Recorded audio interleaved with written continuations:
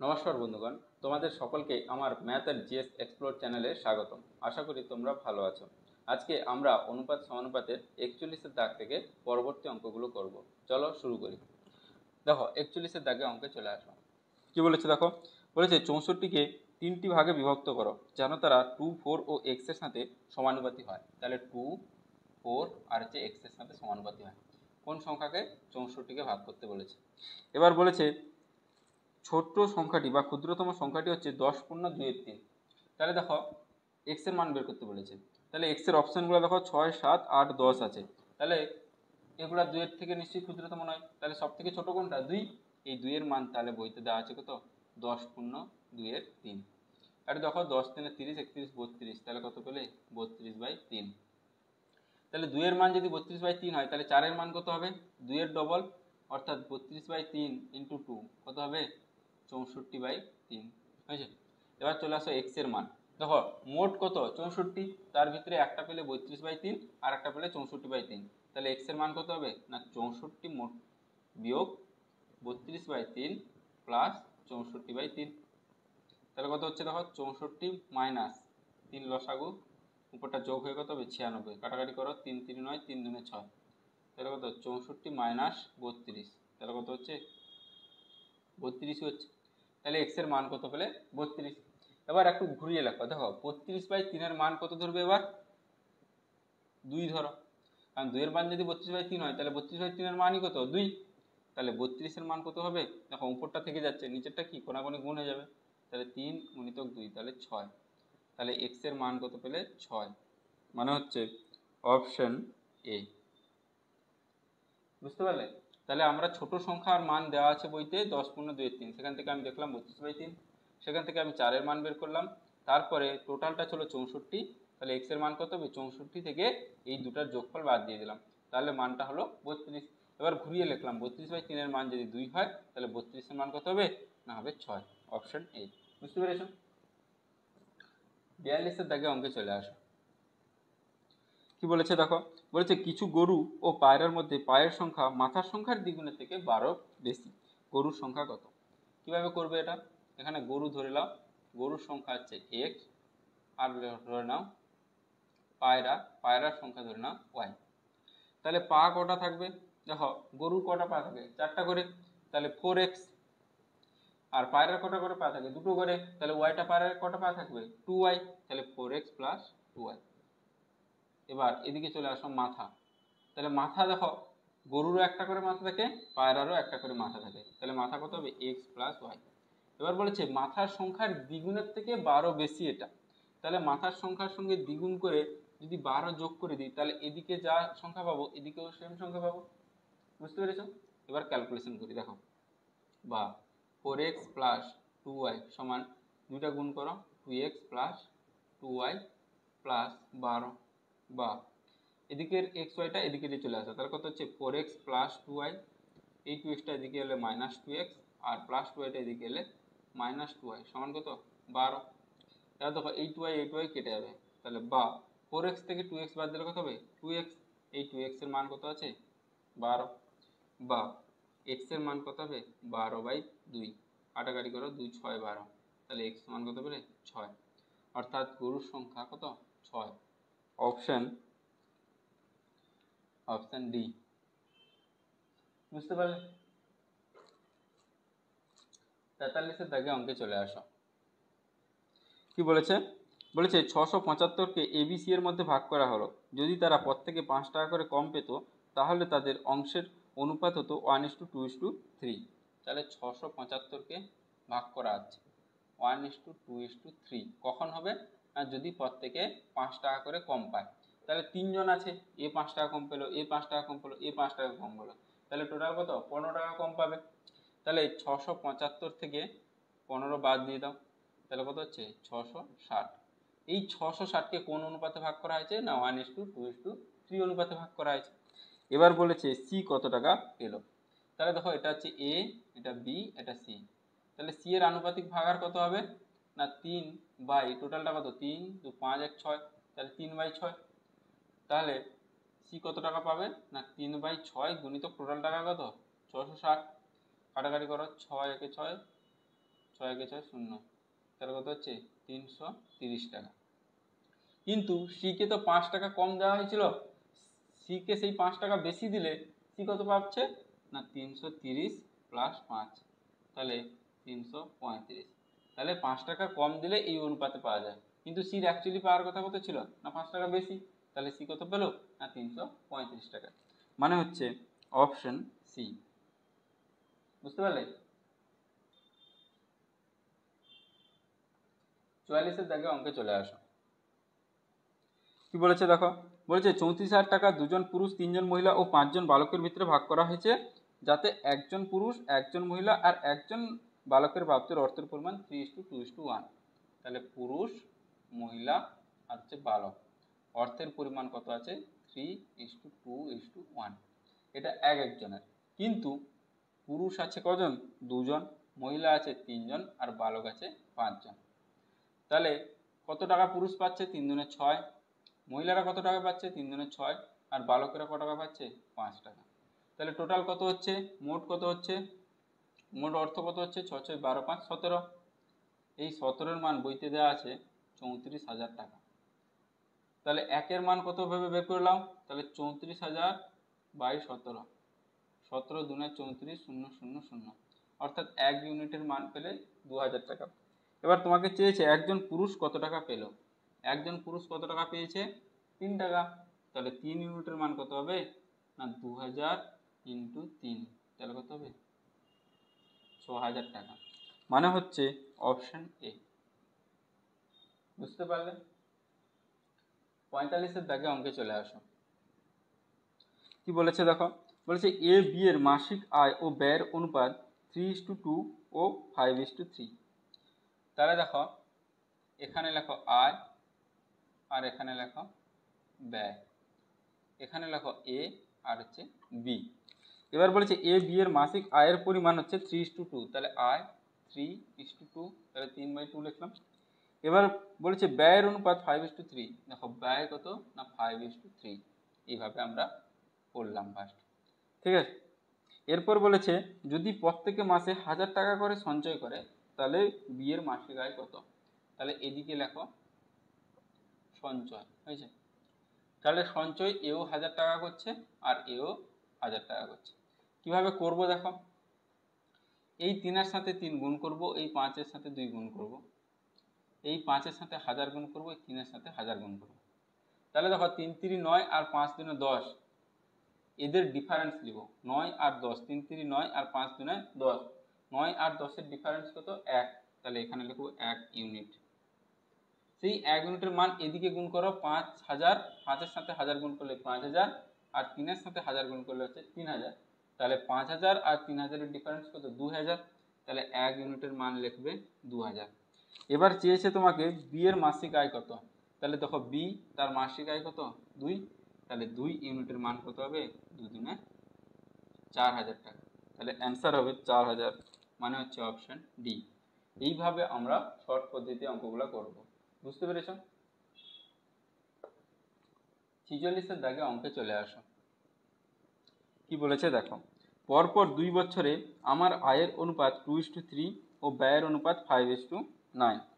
তাহলে আয় আছে কত 2:3 আর ব্যয় আছে কত না 5:9। এবার বলেছে দ্বিতীয় বছরে আমার আয় 45,000 টাকা। তাহলে দ্বিতীয় বছর মানে এটা প্রথম বছর, এটা দ্বিতীয় বছর, এই 3-এর মান বলা আছে কত না 45,000 টাকা। আর বলা আছে কি প্রথম বছরে আমার ব্যয় হচ্ছে 25,000 টাকা, তাহলে এটা প্রথম বছর, এটা দ্বিতীয় বছর, এই 5-এর মানও কি বলা আছে না 25,000 টাকা বলা আছে। এবার বের করতে বলেছে 2 বছরে আমার মোট সঞ্চয় কত।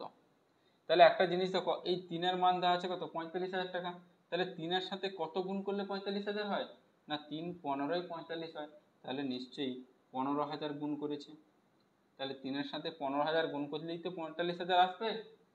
তাহলে এদিকে 45,000 মানে এদিকেও গুণ করো 2-এর সাথে 15,000 টাকা, তাহলে কত হবে 15 দুনে 30,000 টাকা। তাহলে প্রথম বছর আয় আর দ্বিতীয় বছরে আয় তার পেয়ে গেলেন। এবার এখানে ব্যয় দেওয়া আছে প্রথম বছরে কত 5-এর মান 25,000 টাকা, তাহলে কত গুণ করতে হয়েছে না 5,000 টাকা গুণ করলে 5 5 25,000 টাকা হবে। তাহলে এদিকে 5,000 গুণ করেছো মানে এদিকেও 5,000 গুণ করো, 9 5 কত হবে 45,000 টাকা। তাহলে আমরা কি পেলাম না আয় পেয়ে গেলাম প্রথম বছর দ্বিতীয় বছরে, আর ব্যয় পেয়ে গেলাম প্রথম বছর দ্বিতীয় বছরে। তাহলে সঞ্চয়, তাহলে প্রথম বছর, তাহলে প্রথমে সঞ্চয় কত হবে, প্রথম বছর সঞ্চয়, প্রথম বছর সঞ্চয় কত হবে না আয় থেকে ব্যয় বাদ দিলে হয় সঞ্চয়। তাহলে দেখো 30,000 আর 25,000, তাহলে 30,000 30K লিখছি আর এদিকে লিখছি 25K। তাহলে 30K থেকে 25K হলে কত হবে 5K সঞ্চয়। এবার চলে আসো দ্বিতীয় বছর সঞ্চয় কত হবে না দ্বিতীয় বছরে আয় হচ্ছে 45,000 টাকা, ব্যয় হচ্ছে 45,000 টাকা। তাহলে 45K মাইনাস 45K কত হবে না 0 হবে। তাহলে দুটো বছর মিলে মোট সঞ্চয় কত হবে, তাহলে মোট সঞ্চয় কত হবে না 5,000 প্লাস 0, তাহলে কত হবে 5,000 টাকা। তাহলে মোট সঞ্চয় কত পেলে 5,000 টাকা, মানে হচ্ছে অপশন ডি। বুঝতে পারলে? 47 দাগে চলে আসো। কি বলেছে দেখো, বলছে এ ও বি এর মাসিক আয় ও মাসিক ব্যয়ের অনুপাত যথাক্রমে 5:6 আর 3:4। তাহলে আয়, ব্যয় আর সঞ্চয় এভাবে লিখে রাখো। কি কার কার না এ আর বি এর। তারপরে কি করবে না এ এর বলেছে এ আর বি এর আয়ের অনুপাত বলেছে 5:6, তাহলে 5 আর 6, আর ব্যয় বলেছে 3:4 মানে 3/4, আর সঞ্চয় বলেছে একজনের 1800 একজনের 1600, তাহলে একজন হচ্ছে 1800 আর একজন হচ্ছে 1600। কিভাবে সোজাভাবে করব দেখো, সেই একইভাবে কোনাকুনি গুণ করো। 5 4 কত 20 আর 6 3 কত 18, 5 4 কত 20 আর 6 3 কত 18, তাহলে 20 আর 18 ডিফারেন্স কত না 2 ইউনিট, 2 ইউনিট।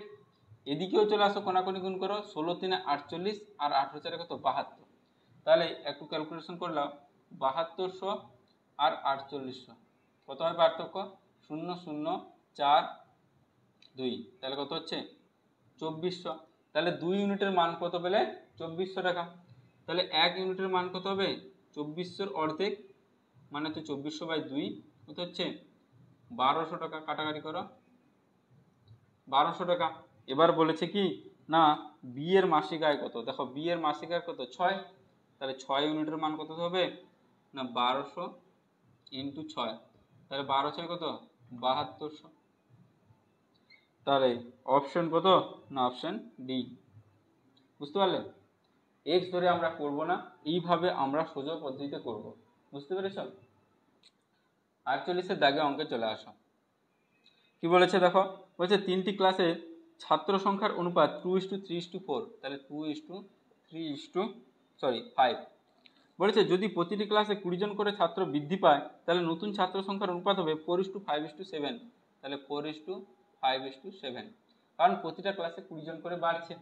দেখেলি 2 থেকে 4 কত বেড়েছে 2, 3 থেকে 5 কত বেড়েছে 2, 5 থেকে 7 কত বেড়েছে 2, দেখো প্রতিটাই 2 বাড়ছে।